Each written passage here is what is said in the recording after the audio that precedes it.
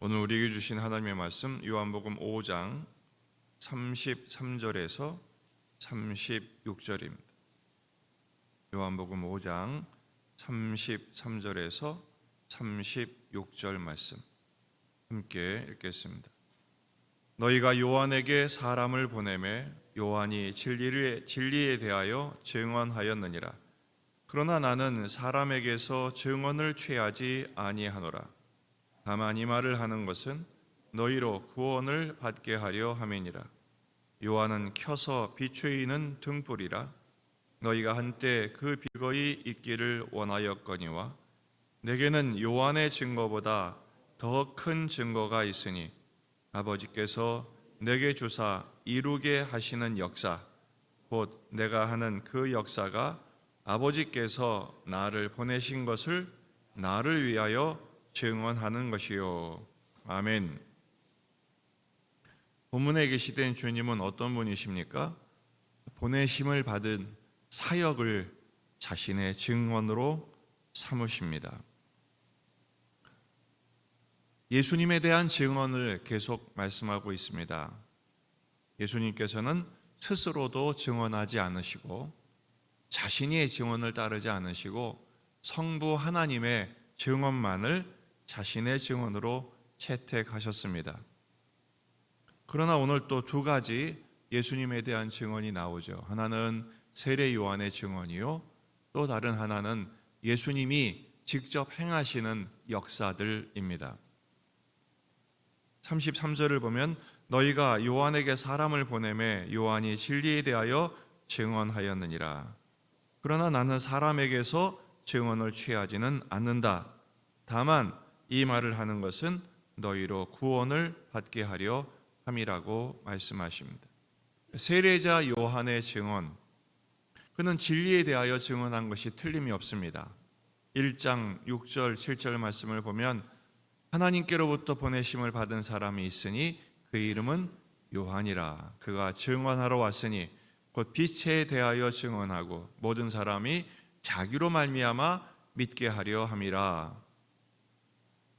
세례 요한은 그의 삶 전체가 오직 예수님을 증언하는 삶으로 채워져 있었습니다. 하지만 예수님은 사람에게 증언을 취하지 않으시죠. 그럼에도 불구하고 세례자 요한의 증언은 인정하십니다. 왜냐하면 구원을 받게 하는데 요긴했기 때문에 그렇습니다.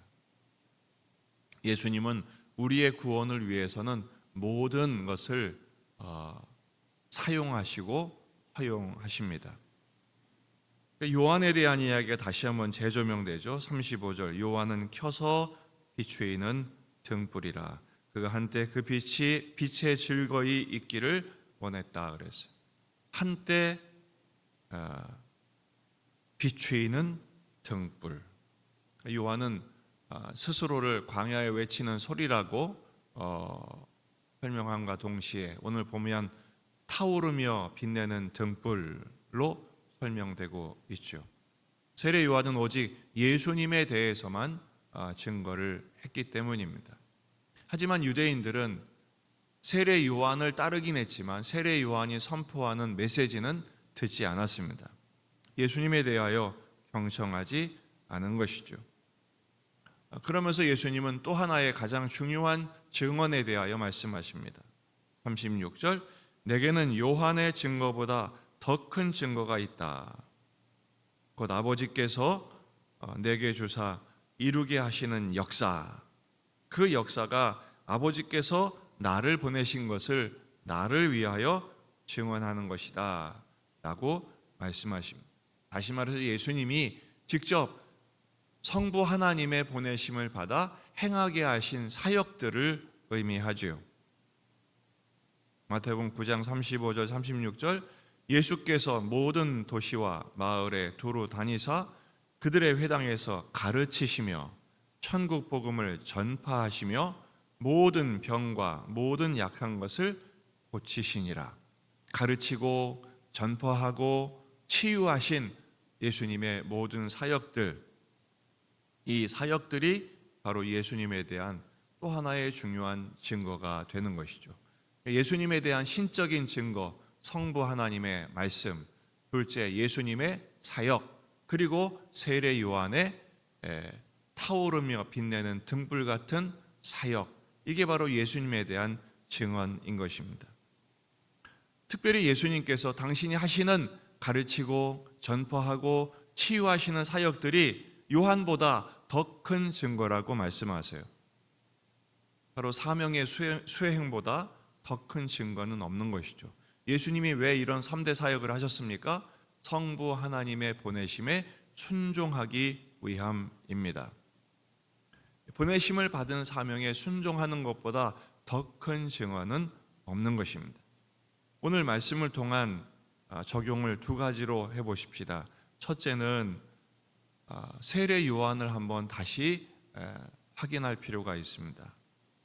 나도 누군가의 구원을 위해서 예수님을 증언해야 하는 사명이 있다라는 것입니다. 세례 요한은 타오르는 등불처럼, 광야에 외치는 소리처럼 오직 예수님을 증거하기 위해 살다가 갔습니다. 우리는 과연 세례자 요한처럼 그 사명을 감당하고 있느냐라는 거예요. 우리는 오직 자기 증명에 바쁘죠. 자기를 증언하는 일에는 굉장히 열심히, 나는 이것도 했고 저것도 했고, 그래서 젊은 사람들 보면 SNS에다가 내가 뭘 먹었고 어디를 갔고 뭘 했고 열심히 퍼올리지 않습니까? 말을 해도 내가 뭘 봤고 내가 뭘 했고, 또 자기 증명의 또 다른 행태가 뭡니까? 누구는 못됐고 누구는 안 됐고 누구는 잘못됐고 허물을 드러내기 바쁘죠. 여러분, 그때는 어쩌면 즐거울지 모릅니다. 자기를 드러내고 남을 깎아내리는 것이 자기를 증명하는 일에 즐거움일지 모르지만 아무 유익이 없습니다. 주님은 그것을 통해서 아무 일도 하지 않으십니다. 인생을 허비하는 것에 불과합니다. 우리 인생이 하나님 앞에서 정말로 잘했다, 착하고 충성된 종이라 칭찬받는 삶이 되려면 자기 증명의 삶이 아니라 예수를 증언하셔야죠. 예수를 나타내셔야 합니다. 무엇으로 예수님을 나타냅니까? 예수님처럼 사는 것입니다. 예수님은 가르치고 전파하고 치유하셨습니다. 이것은 사실은 성부 하나님의 말씀에 순종하는 삶이었죠. 예수님의 사역 전체는 순종으로 채워져 있습니다. 우리도 마찬가지입니다. 예수님을 증언할 때 말로만 하는 것이 아니라 삶으로 증언해야 합니다. 순종하는 삶이어야 하지요. 요한복음 17장 18절 말씀을 보면 나도 그들을 세상에 보내었고 그랬어요. 아버지께서 나를 보내신 것처럼 나도 그들을 세상에 보내었고 나도 너희를 세상에 보낸다 말씀하여, 우리를 이 땅에 보내신 목적이 뭡니까? 우리의 삶을 통해서 예수님을 증거하는, 하나님 나라를 선포하는 삶을 살라고 말씀하신 것. 어제 우리는 심판자가 아니지만 심판을 반영하는, 예수님의 심판을 반영하는 삶에 대하여 말씀드렸습니다. 우리의 거룩하고 신실하고 진실한 삶을 통해서 세상 사람들로 하여금 그렇게 살면 안 돼. 마음의 찔림을 받고 예수님을 바라보고 예수님의 뜻을 위하여, 하나님 나라의 의를 위하여 충성하는 삶을 살도록 도전하는 존재가 되어야 한다고 말씀하고 있어요. 그렇습니다. 야고보서 2장 22절, 내가 보거니와 믿음이 그의 행함과 함께 일하고 행함으로 믿음이 온전하게 되느니라. 여러분, 우리는 믿음으로 사는 거 아닙니까? 믿음은 믿음의 모습이 나타나야 해요. 그의 삶과 함께 증거되어야 합니다. 우리의 삶이 예수님이 걸어가신 길을 따르며 예수님의 뜻을 이루며 주님과 같은 말, 같은 마음, 같은 뜻의 열매를 맺는 복된 삶으로 채워지시기를 주의 이름으로 축원합니다. 기도하시겠습니다.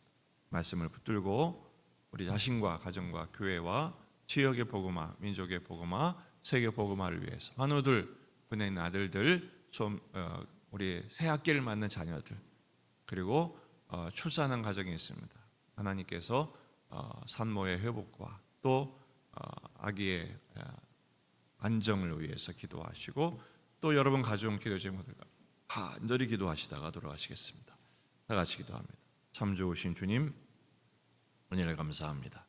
또 말씀을 통해서 깨닫게 하시고 하나님의 은혜 안에서 새 힘을 얻게 하시고 주의 나라와 영광을 위해 충성하는 자